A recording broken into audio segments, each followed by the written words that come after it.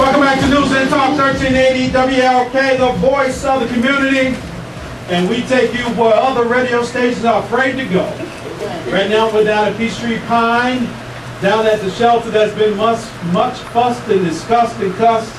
But at the end of the day, God's favor ain't fair. And so God's favor was on the Peachtree Pine shelter when they went into court today at 2 o'clock on the emergency hearing. And Pitt Judge Granville was able to hear a reasoned out, rationed argument and decided that it was in the substantial best interest of justice, in the substantial best interest of the health and wellness of the individuals that at the shelter that the water be turned on. So I'm very pleased to remind you that nearly an hour ago, as we were sitting here broadcasting live, the city was made to come back out over the objections of the city attorney's office and the administration. And ultimately, you got to say the mayor's office, because this is where it all starts. Is that they were forced to turn the water back on. But the shelter has made it very clear they intend to meet their financial obligation. They're not shrinking from it. They're not shirking from that responsibility. But they do intend to meet that financial obligation. We're joined by the co-executive director for many, many years, Anita Beaty, and her husband have been working when it was not popular to do this work and it was not profitable to do this work. But they made homelessness now almost a cottage industry, that you can get a job as a consultant if you're Debbie Starnes, or you can be hired on the city staff. You can get a contract to retrofit the jail for like $8 million and call it Gateway, and we're still trying to figure out where the $8 million went. So you got a lot going on around homelessness, but Anita, you've been kind of a mainstay. I mean, at some point, it has to get tiring. Every single day it gets tiring. It's been tiring for a long time, but I'm telling you, Derek, you and all of your folks and the friends we have, like Abel Mabel and Michael Langford and Senator Ford, and it goes on, have made it worthwhile for us. I mean, you came to us yesterday when you heard the cry, and you're here today, and there's nothing more important than being with the people who are the most vulnerable and the most in need of our help in a city where there are more millionaires, more African American millionaires than any other city in the country. And we have policies promulgated by old white businessmen who pay a lot of money for city administrations to do their will. So what we're doing here is living in a city where the controls are very much at the risk of lives of people who are poor and homeless. And we look at Grady Hospital, not just the task force for the homeless, not just the housing that we've lost from public housing, from the Atlanta Housing Authority, almost 10,000 units in the last 2 years. But the pressure on shelters now, the last place, the place of last resort for people to live, where it's almost like removing the cover so people are exposed, and then when they are forced to live in public, they get arrested for public urination. Public urination, yes. Tourist triangle. Tourist triangles. We care more about the fish, but the fish are dying in that aquarium. And homeless people are dying on the streets. Anita, make us understand. I mean, because there's too much truth. Let's just cut straight to the truth as you see it.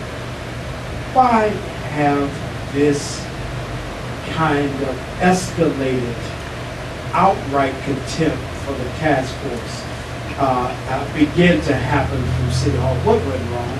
Well, I think there was a confluence of all kinds of things. Things began to get really hot for us before the Olympics.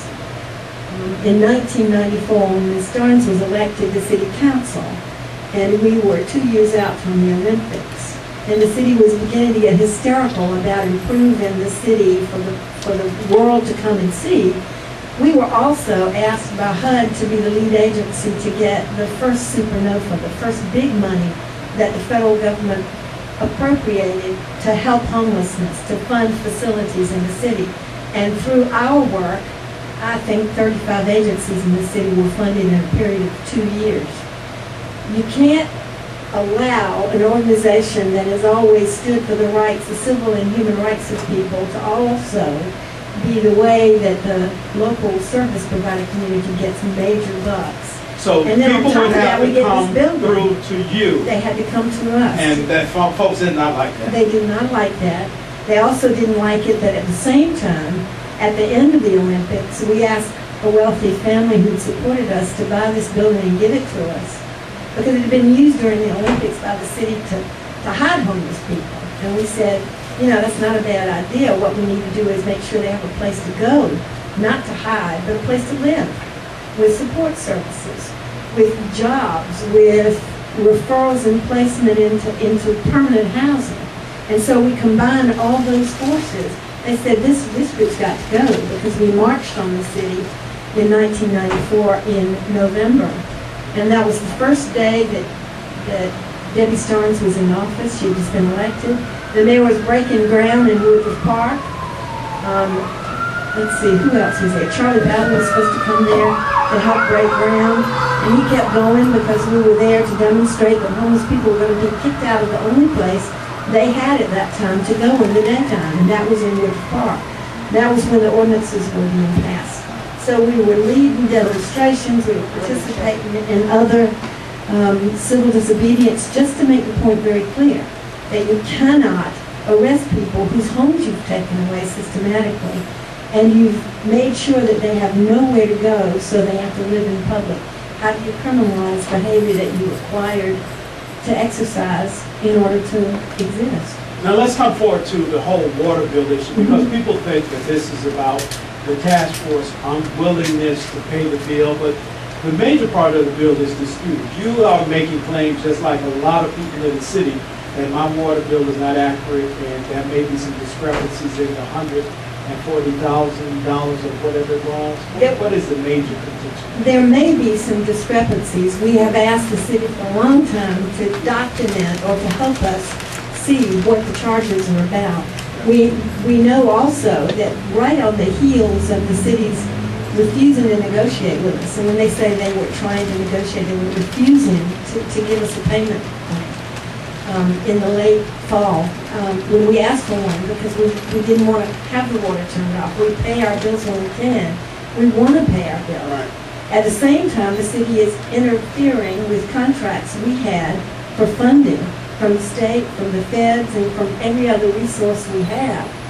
They're also holding us hostage to the water bill. So we made an appeal to the water department. And we were granted, I think, about a $9,000 reduction on a $142,000 bill, or $150,000 bill. So we're working on a payment plan.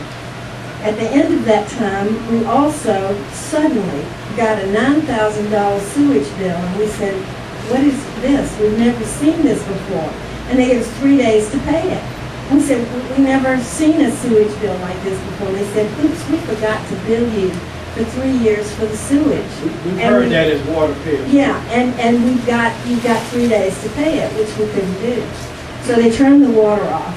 And it was really interesting, because many of the workers who come to check the meters here know what we do, and they're kind of on our side, and they were very reluctant to do what they were forced to do, which was turn the water off. Well, the city somehow didn't know we had 2 water meters. And 2 hours after the water was turned off, we got a call from the mayor's office saying, we'll be there with vans and buses to pick up the men, because you've got to close down because you don't have any water. And we said, well, you know, that's not true. We do have some water. And we had a second meter. So from December to now, we've been using the second meter, and the men have been patient and impatient, but they've gone all the way downstairs to use the showers and the bathrooms.